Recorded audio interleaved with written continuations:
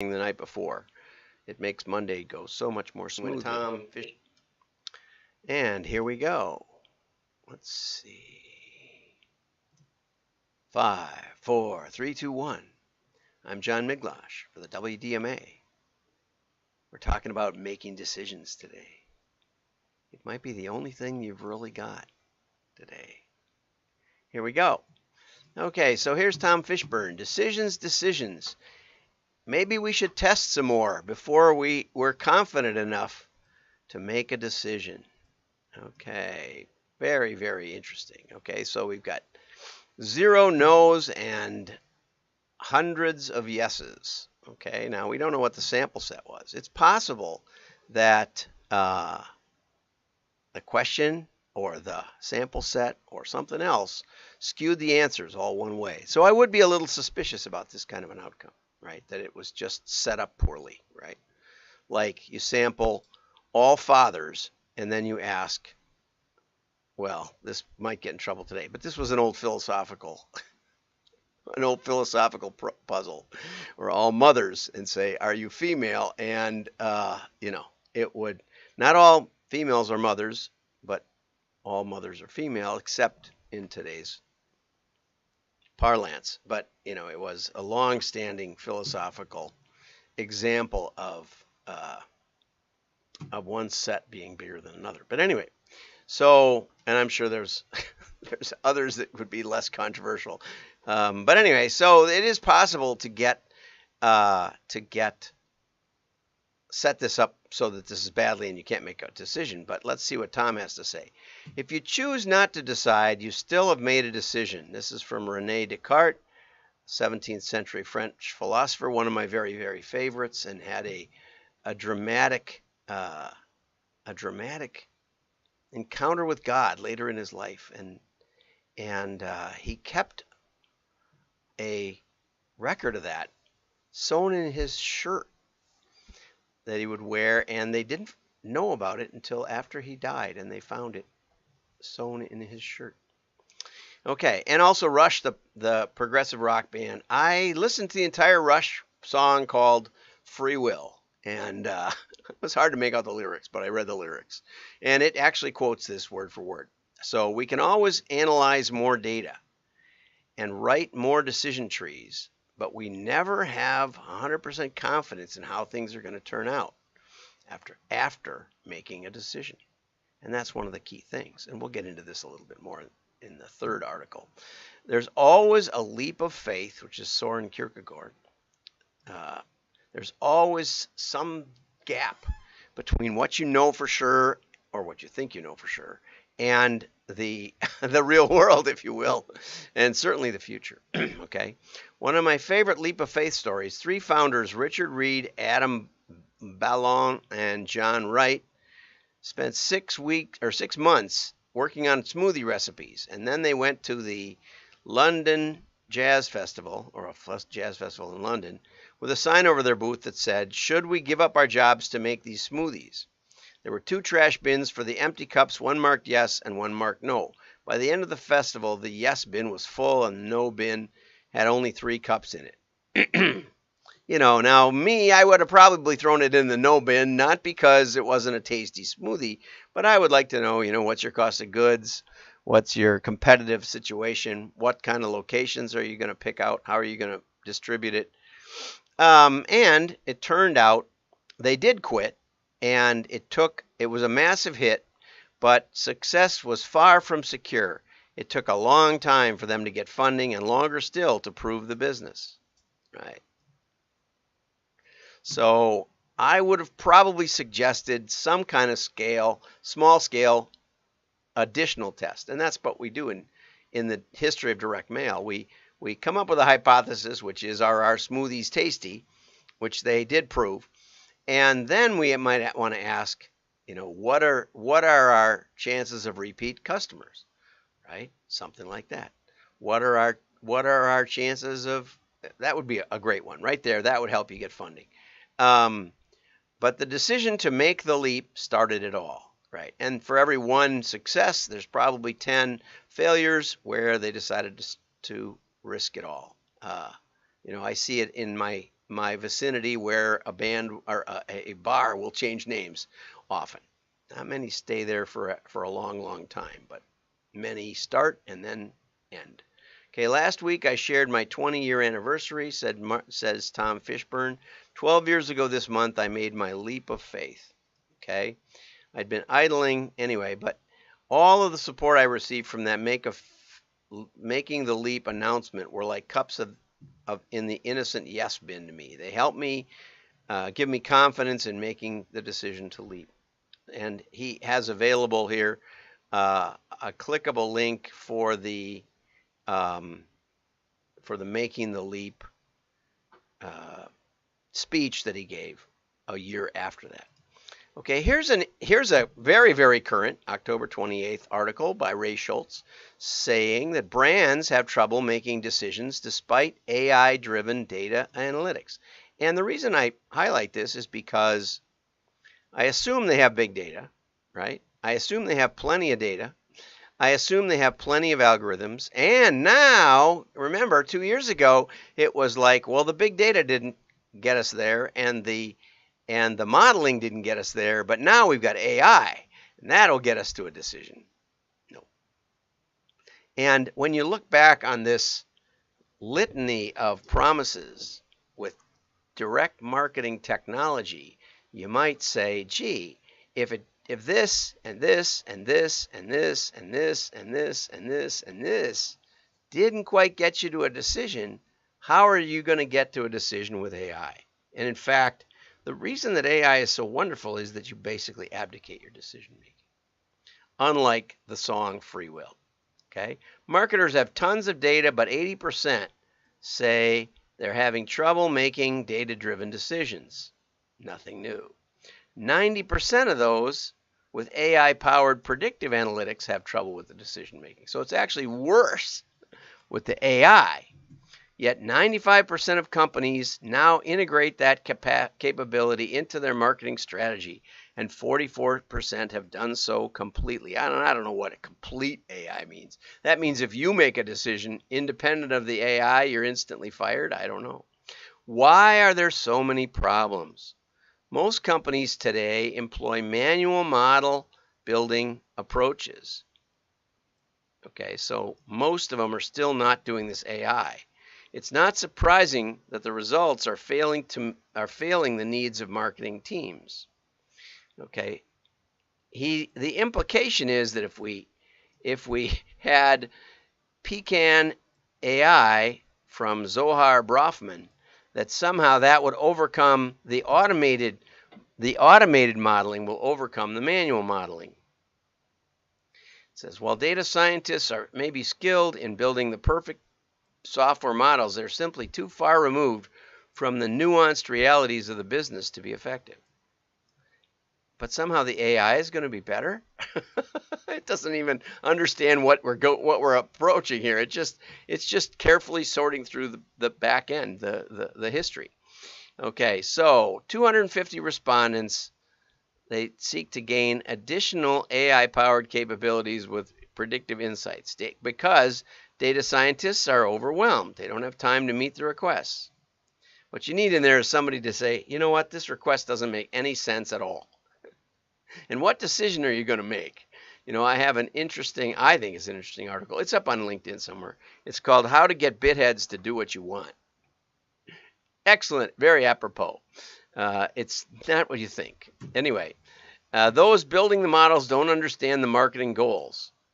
Right. And the reason is that they ask the marketers, what are your marketing goals? And no matter what the marketing people say, it's probably not really what their goals are. Their goals are to get a promotion. Their goals are to win an award. Data scientists don't ask the right questions because they don't have the right information. Wrong or partial data, yeah, well, that's always a problem. And you're always going to have partial data. You're never going to have all the data you like. So face that too. 93% also feel data scientists could solve more complex problems if they had low or no code AI predictive modeling tools. Oh, right. The new tool. Sorry, Zohar, I just don't believe that the new tool is the answer. Okay, so now I'm going to go back to an article called Drowning in Data by a guy named John Miglosh. And not that I think John knows that much about it, but originally written and published from Marketing Tools magazine, ironically, and the copyright is 1995. Okay, so it's really before the internet got started. It's before we had big data. It's before we had supercomputers doing our marketing analytics. It's really before most of anything. Now, by this time, we actually had a couple of years under our belt of doing some modeling. So we were on the front edge of the curve. And I highly recommend that you go over to wdma.org and download this article, because I'm not going to, I've only got 5 minutes, so I'm not going to touch on it very, very well. But, the first point I made was that people aren't doing much with what they have. Okay. Most people, even in 1995, even though RFM had been around for decades, most people didn't use it, and, in the 80s, I was running a company up to from 0 to 10 million off basically just recency, just R, no F and M. And so at the same time, we were getting calls about people wanting neural fuzzy logic chaos theory models, and all this stuff. But they didn't know what RFM even meant. They weren't doing the basics. And this is still true today. When I mention RFM in a speech or a webinar, people look at me like a deer in the headlights. They still don't know the basics, that the customers that have bought most recently are most likely to buy again. Okay, just that simple. Customers that have bought the most times are most likely to buy again. Okay, so you can use those two together and see the interaction. And the customers that spent the most may not be likely to buy, but if they do, they're more likely to spend more. So that you take that into consideration. As George Moser told me once, when I get a $50,000 order from one list, sure, that's an anomaly. Sure, that's an outlier, but that list is done okay. I'm going to try and mail it again. Maybe there's another big fish in there. Made sense, George. George always made sense. George had a lot of George Moserisms. Okay, so the first part is, and this explains why marketing has this unlimited appetite, insatiable appetite. But the first off principle is there are never enough data to make a decision, because I knew back then about grammar. And we used to look at reports and we would think, well, they're hiding something, because if we ever got our hands on the real data, it was full of errors and mistakes and trash, right? They were hiding that because the computers still ran, the orders still processed, and it wasn't germane to our decision making, right? But when we got the lid off and we got our own little data marketplace, or whatever they call it, data mart, and we saw all these errors, we knew that there was problems in the way we generated data, which was for order processing, not for marketing. We thought that was the problem. But the real problem is not in the data. The problem is in ourselves. Decisions have consequences, as Tom Fishburne just said, which will only occur in the future. The consequences are in the future. And no matter how much data we've collected, we don't have any from the future. Okay? And so even when we got what we asked for, it just raised more questions, because we could anticipate the questions, but we couldn't anticipate the future. So at the moment of truth, we're telling ourselves if we knew that one additional number, we would be comfortable making the decision. It's not going to be comfortable. That's the first thing you got to know. You're never going to have enough data to make a decision. Okay? Okay? Now, we heard in the 80s especially, the TQM movement said you'll never control what you do not measure. And so then we got in the idea that if we measured everything, we'd control everything. Neither of those are true. None of those premises are true, right? You can often control something that you don't measure, right? Like you may not be measuring the angle of the ailerons on an airplane while you're flying it. You may not know the exact angle, but you can feel the plane tip. You're measuring that. So you're measuring one thing. You're measuring the outcome, not the cause.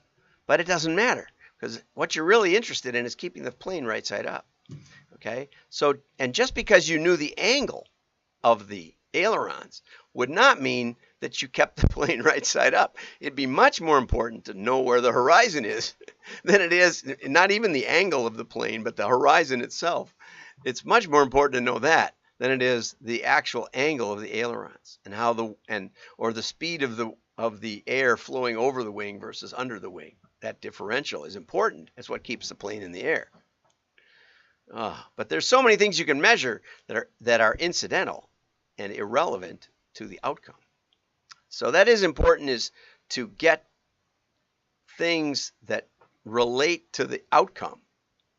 Focus more on the measurement of the outcome. Focus more on profit than sales.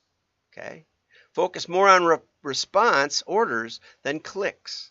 You work your way from the back to the front in terms of priority. Okay? And that's not how we do it today. Most of us work on the clicks, work on the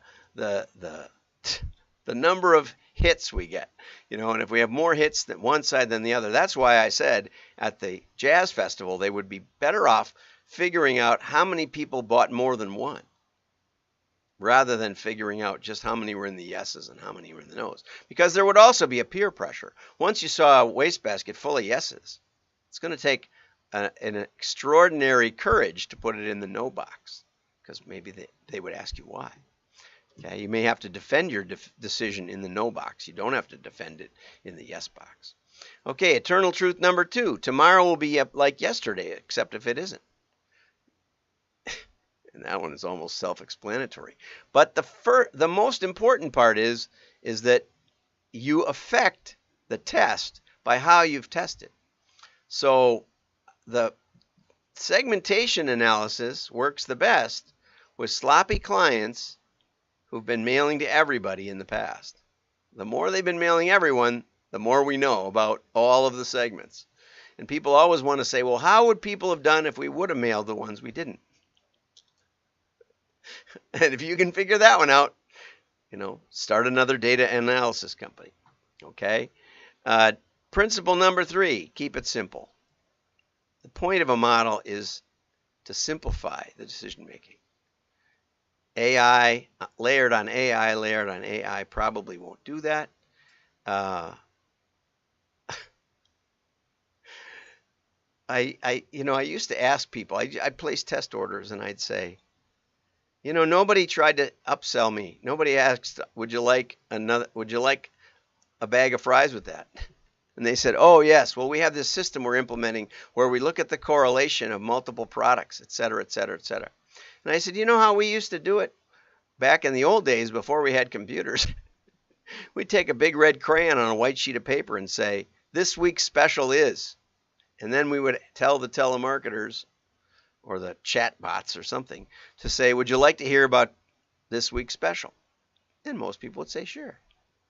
And there was our chance, right? And a good deal is better than a correlated product.